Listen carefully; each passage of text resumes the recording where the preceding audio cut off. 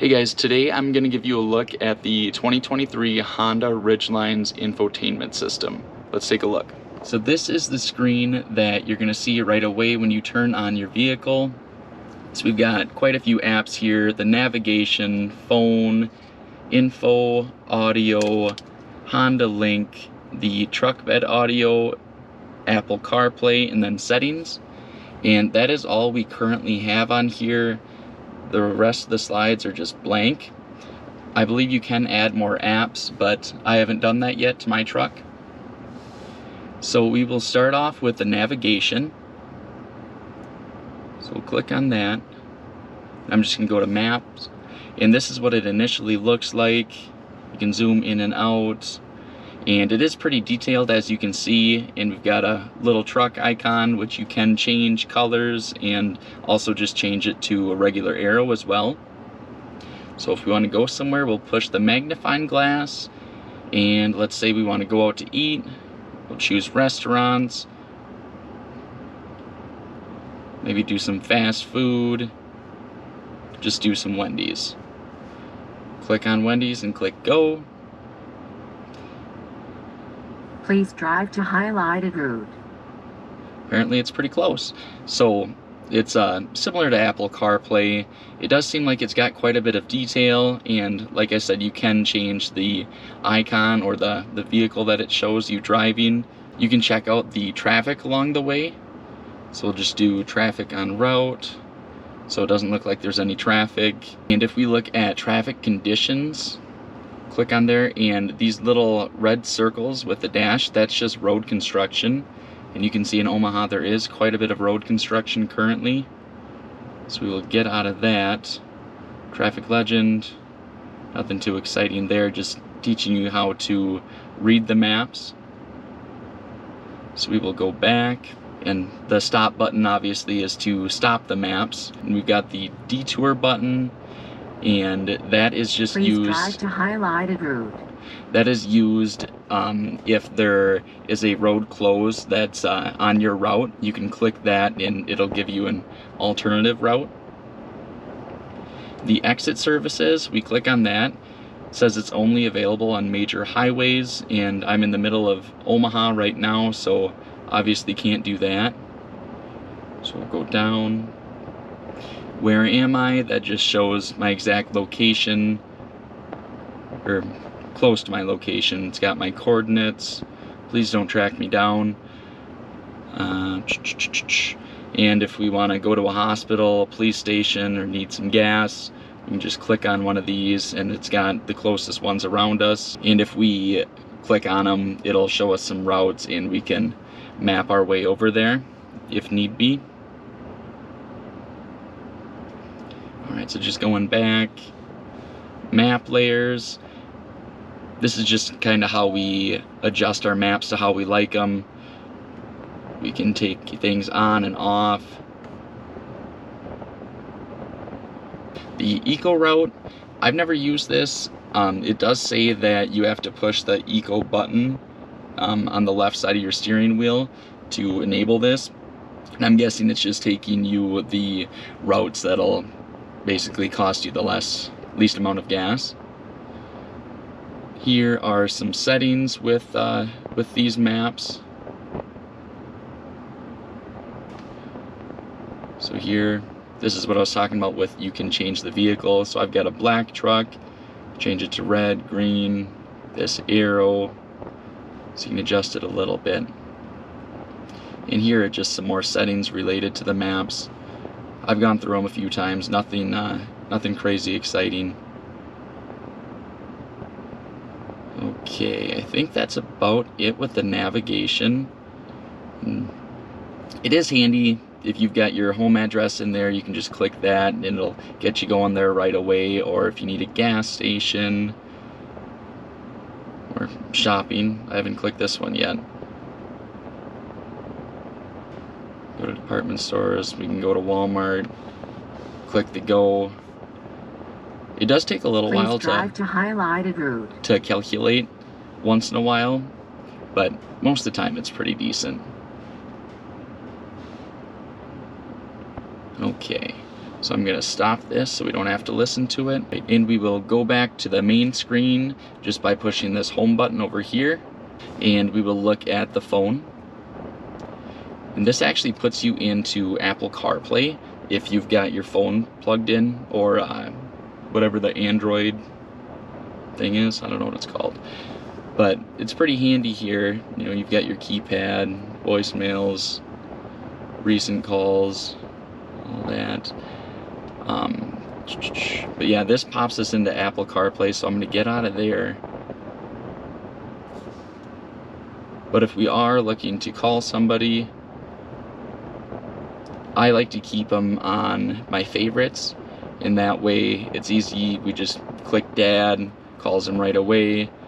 Otherwise, you have to look through the contacts and scroll to find a person, which if you are driving, that sounds a little bit dangerous. So I would, you know, put your favorite people in your favorites, as that makes sense. Or the keypad's always available as well, but also dangerous when you're driving. Okay, the next app is Info. Not much going on in here. Got the trip commuter. Just, oh wow, pretty good miles per gallon there. Awesome. The screen doesn't always work like it should. You know, they're not quite as sensitive as they could be, which you can change the sensitivity, but I believe I've got it on the most sensitive I can. And here are just a list of commands that we can use.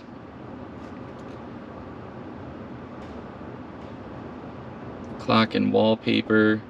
We're just going into settings here, but we will do that a little bit later on.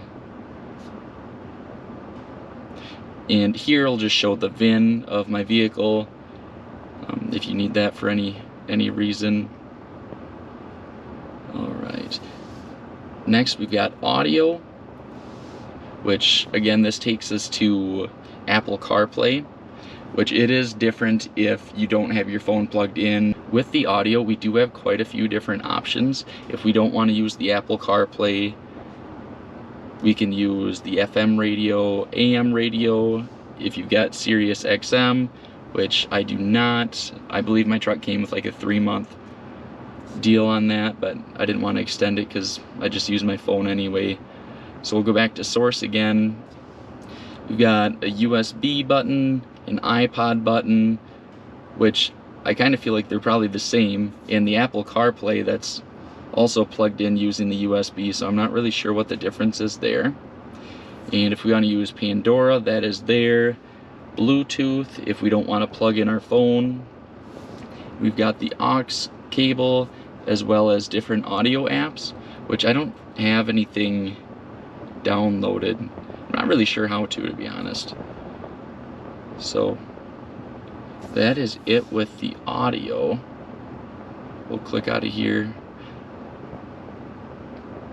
The Honda Link, which I also do not subscribe to, and I'm not planning to, that is the app for that. If anybody has any more information on that, you can throw that in the comments if you wouldn't mind, because I'm interested in learning if people like it or if it's worth the subscription.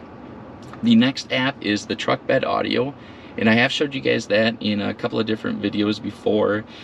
And this is to play the music not inside the cab of the truck, but out of the box of the truck or the bed of the truck. And we just click the on button, and it's just saying that it will not be playing in the cab anymore, just outside. So I actually really like that. That's an awesome feature of this truck. Not a lot of trucks have it either. We will skip the Apple CarPlay for a minute. We'll go back into it. Here are the settings, which you can change quite a bit with this truck.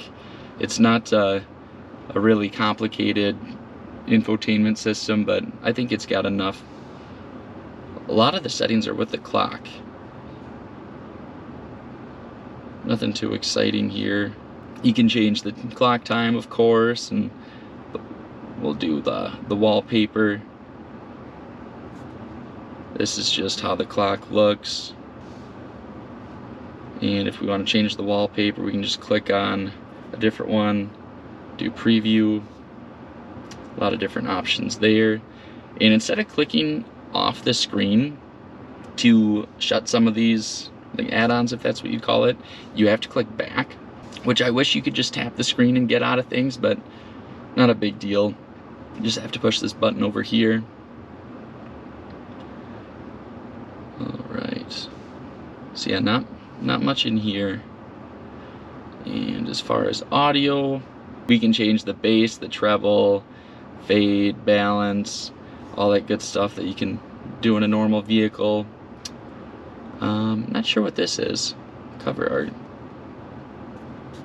Bluetooth device list. Just got my phone on there. AM, FM radio, and the Sirius XM. Just a bunch of different settings. Oops.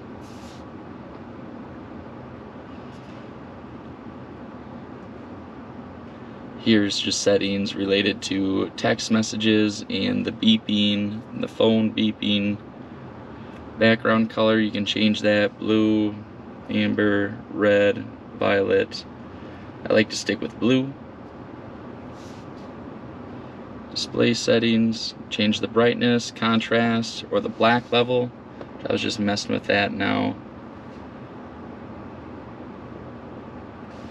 Seems fine how it is, I would say. Okay, so let's hop out of here. Camera. So with the camera, we can just turn it on and off. The only time the camera is on is when you're in reverse, which I would like this truck to have the 360 camera, or to just be able to turn on your backup camera whenever you want, just to look behind you, but we can't do that with this truck. And the cross monitor camera, that is when you're in reverse and there's vehicles going either from the left or right that the truck's predicting that you might run into. It's just warning you that they are back there.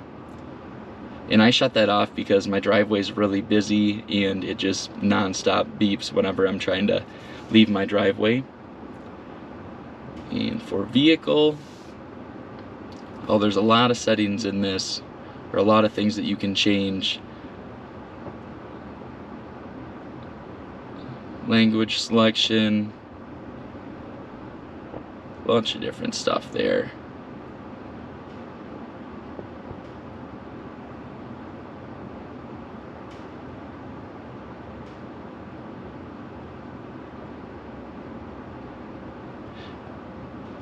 With this setting, you can actually have your vehicle lock itself as soon as you get out of the car with the key, which I really liked at first. It ended up being a bit of a pain. Whenever I would get out of the vehicle with the keys, it would lock instantly, and I would have to unlock it if somebody else wanted to get in right away, or just open the back door. You would have to unlock it right away. If you're trying to get in the truck bed, it would lock the tailgate right away. So I'd have to get out the key, unlock that, and it just kind of became more of a pain in the butt than it was helpful. Here's the Apple CarPlay settings. And I haven't used the Android Auto yet, so nothing is set up there. Go back into the vehicle settings. Here I've got the wireless charger that's right down here. You can just place your phone there, but I actually shut that off because it really didn't work well at all, and I would rather just set other things there and not have to worry about them getting too warm if it does try to like charge them, I guess. But yeah, it was just really slow charging, and my phone would constantly be shutting on and off because it would stop charging and then start charging. So it just wasn't very helpful for me. You can't do the Apple CarPlay while it's laying there on the charger, and you have to have it plugged into the USB cable, so I figured what is the point on keeping the wireless charger on when I'm gonna have it plugged in charging on my cable anyway. Okay, so we've got the settings done. We will check out the Apple CarPlay, which I won't go super in depth on this. I'm sure a lot of people have used it. We've just got our apps here. We've got our maps. This is Spotify, I believe. Just go through there. One thing that I do enjoy about the Apple CarPlay is it's got recorded where I work, because we go there quite often, and I map it quite a bit. So we can just click on that, click on it again, click go, and the map will be going right away. And I also like this view. We can click on it to make the screen bigger. But with this view, when we click on the corner tab, it shows us our maps, our music, and then this is just kind of an alert button. And more with the buttons on the side, we can change the brightness. So we'll go up with the brightness, make it a little bit easier for you guys to see. And I did have the brightness up most of the time, but I think it auto adjusted because it's a little bit dark in the garage here.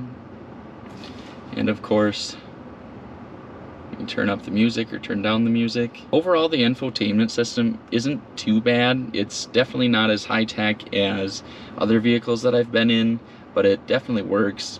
One thing that could be better is the screen size. It's pretty small, to be honest. Comparing this screen size to my girlfriend's Jeep screen size, I think this one's about 2.5 times smaller, which my screen definitely works well, but it could always be bigger. It's always nice having the maps a little bit bigger. So that is what we have for the Honda Ridgeline infotainment system. If you guys want me to go farther in depth with the Apple CarPlay, just let me know. Or if you have any other questions about the truck, or if you want me to do a review on different parts of the truck, just let me know and I can certainly do that. I will be getting the J Sport roof rack for the Honda Ridgeline in the next couple of weeks. So I'll just do a quick video of me putting it together and putting it on the truck, and just a first impression and review of the roof rack. So stay tuned for that. Thank you guys for watching.